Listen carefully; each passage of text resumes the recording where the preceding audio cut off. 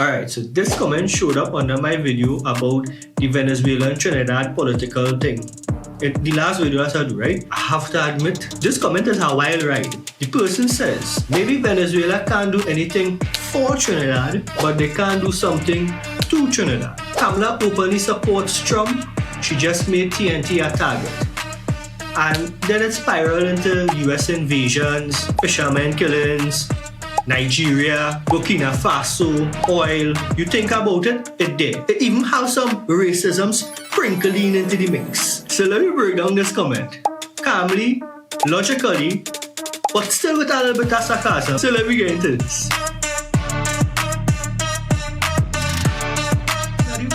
So the first claim that the commenter made was, how can you support a regime that kills innocent fishermen? First up, who's the regime we're talking about? You're referring to the US and the US military allegedly killing fishermen in Caribbean waters during the narcotics operation that's ongoing right now. Were they actually fishermen? This is the question that we had to ask. The families claim that they were fishermen, but the US military says that they were part of an illegal drug smuggling operation. Legal action is still ongoing. The families took a lawyer and the matter is now in court. The lawyer asking for CIA and DEA files, so we don't know how long that case might take. But until then, all we have is speculation and assumptions based on our opinion, myself included. My assumption or my speculation is based on the facts that I see and my own opinion, just like the commenter based their assumptions on the opinions that they get from the facts that they saw. So until this case finalizes, and we know for sure whether or not these guys were actually fishermen fishing legally, or whether or not what the US government is saying is true, we can only make assumptions. You know how the saying is. Now, the second claim that the commenter made was about the US invading sovereign nations with no impunity. But what he forgot to add, just 2 years ago, back in 2023, Maduro's Venezuelan government was threatening Guyana and moving their troops, their military troops, closer to the Essequibo border, trying to claim Essequibo as their own. You missed that part there, buddy? Or that is just selective outrage. And yes, let me be real, because I'm not taking for no side, right? I just pointing out the logical facts here. The US has a history of invading other countries. Iran, Iraq, Afghanistan, you name it. But that is not the case here. You can't paint the same picture here. That is not the case here. And in this context that you're using here, trying to defend Venezuela and President Maduro, who basically doing the same thing that you claiming is a wrong thing and the US responsible for, is the height of irony. The irony that you can't seem to see. So the third claim that we're going to look at that this commenter made is one that literally had me rolling on the floor laughing. So the commenter said the US is trying to build a lion case to invade Burkina Faso. Where do we even start with this one? First off, Burkina Faso isn't even on the US radar. I think you're having some confusions with your countries. What actually happened in Burkina Faso is that France occupied Burkina Faso. And due to a coup spearheaded by this individual here, Burkina Faso was able to kick France and their military out of Burkina Faso and reclaim it as their own. The US had nothing to do with that. The US was nowhere around when that was taking place. So this claim that you're trying to make, it not really real. Not based in fact. It completely made up. Claim 4. This party claimed that the US is talking about invading Nigeria because Muslims are killing Christians. Now this one is a tricky one, because what's going on in Nigeria is not only like a civil war for land, but it's something more of like a religious war. And the truth is, yes, Christians are being killed by the hundreds. Armed groups, often identified as Fulani militants or extremists, are blamed or responsible for carrying out mass killings against Christian villages. In December 2023, over 200 Christians were killed in a Christian village in Nigeria. And just June of this year, 2025, another 150 to 200 people were completely wiped out, a whole village erased of Christian villagers. Since 2009, some NGOs and some data banks have said over 50,000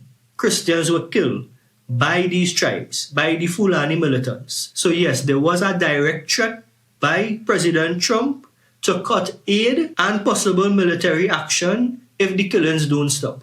But it was a threat, a warning. There is no active US military action taking place in Nigeria right now. So the claim that America invaded Nigeria, no, that is wrong again. But the warning part, that is real. And I mean, no one-sided comment like this will be complete without a dash or a sprinkle of racism, right? Or pulling the race card.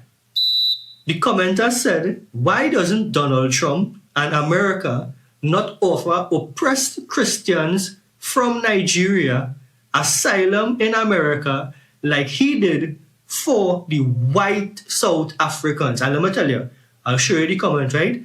The white South Africans in all caps. My brother in Christ, these people are more African than you. You are an African person born probably in Trinidad, Tobago, some Caribbean island. The closest relative that you have to Africa is about 4 or 5 generations ago. This white South African that you're talking about is more African than you, whether you want to believe it or not. Who's the racist now? Because you're judging this person based on their skin color, right? These white South Africans, all caps. Why are you shouting at me? First of all, right, there wasn't any wide-scale asylum for white South Africans. A couple South African farmers were allowed asylum in America legally, through the legal process. You understand that, right? Now, as far as giving refuge or asylum to Nigerian Christians, not only Nigerian Christians, but Christians all over the world who need asylum can get asylum in America by going through the proper channels. You want to talk about that one, right? You just want to do like what the Venezuelans doing to Trinidad right now and jump on a boat or jump on a plane and head America and just live there for free. Collect EBT, collect whatever benefits that you could get from America while contributing nothing to it. Right? Right? Fuck out of here. The refugee programs in America are done case by case, not batch by batch. You can't just take 200 people and throw them into a country. So again, this piece of the comment, just like the previous 2 points that we cover, is based purely on emotion and no facts. Claim 6 says, Prime Minister of Trinidad and Tobago, Kamala Persad-Bissessar, openly supports Donald Trump. And yeah. But don't get confufflealized, because I feel like this whole comment, you was confufflealized. Let me explain to you what actually going on, right? When she said that she agree or she support President Donald Trump, she means that she agree with and supports what he's doing to stop the drug trade that has plagued the Caribbean for so much years. No government of no Caribbean island, either independently or together, could have ever done anything to stop the drug trade that's going on in the Caribbean. So if somebody who is a larger superpower, who have more military accessories than the whole Caribbean put together, could come and rectify the situation, why is a small island like Trinidad, basically one of the smallest, if not the smallest in the West Indian chain, what we could do to oppose that? That's a rhetorical question. I mean, if anybody else have any ideas, let me know. But let me continue going over this, right? Now, she did say that she supports President Trump on dealing with the drug problems that plague in the Caribbean, and that is fair. We just explain why. But that is different from backing every single US policy. Because let me be real for a second. No matter what Caribbean island you're from on this West Indian chain, you are aware that if you don't know, especially people like the fishermen, know exactly what routes on the waters are drug routes. And they know exactly where to stay clear of in order to protect their own life, because you don't want to be around and see one of them boats passing when men carrying their products. You put in your own life at risk. So especially the fishermen on all these chain islands know exactly what the drug routes are and how to stay clear of them. So let me don't play dotish with foolishness. That don't mean that you have to accept or agree with the manner in which the US is dealing with this.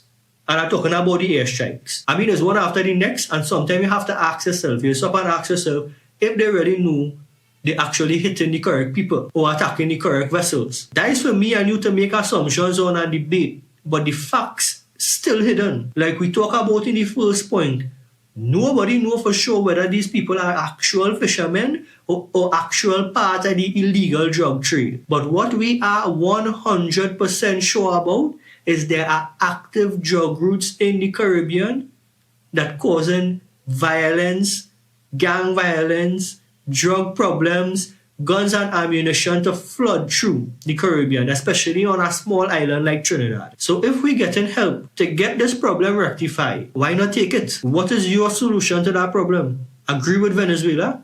Because everything you say so far is agreeing with Venezuela and ignoring everything that the Venezuelan government doing, that you're making a problem when the US government does. Make that make sense? Now, one thing that the commenter did, he left or he closed his message with a morality clause. And this is probably the one thing in this whole comment that I actually agree with. But I think we're standing on two different sides of the same point. We agree with this statement, but we're standing on two different sides of the point. Let me explain to you what I mean. The commenter said, do not support power, support what's right. But let me be consistent, right? Across the board, if we're going to support what's right, Maduro's Venezuelan government need to go on the wrong.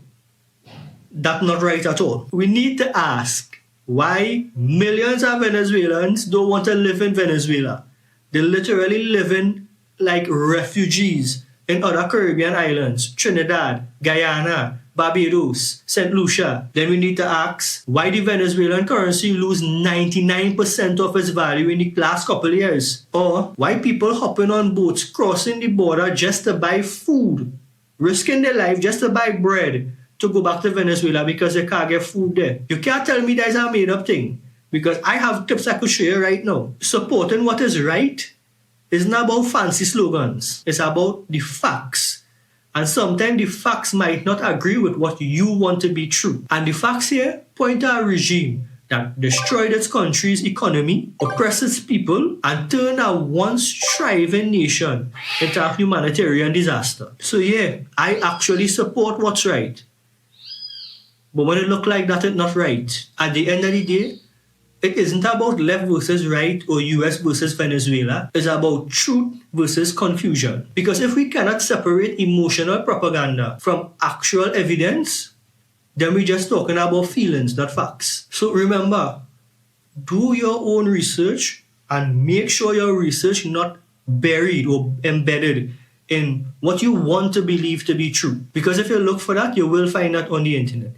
The internet have an answer to agree to everybody. But the facts will always remain the facts regardless of that. And remember, just because you use caps lock to shout at me doesn't mean you was right. Being informed and changing your opinion based on the facts is what make it right. Alright, so I hope everybody enjoyed this one. It's Jeremy for Them Followers Reviews. Don't forget free cancer nutrition ebook down in the description below. It's going to be the first link, and it's not just for persons who are going through cancer and chemotherapy at the moment. It's based on foods that you could use to avoid getting cancer in the first place, and foods that are more acceptable.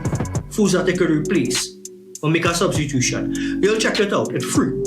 You could just get it for just getting it sick, alright? So don't forget to like and subscribe. It's Jeremy for Them Followers Reviews, and I'll see everybody in the next one. Later.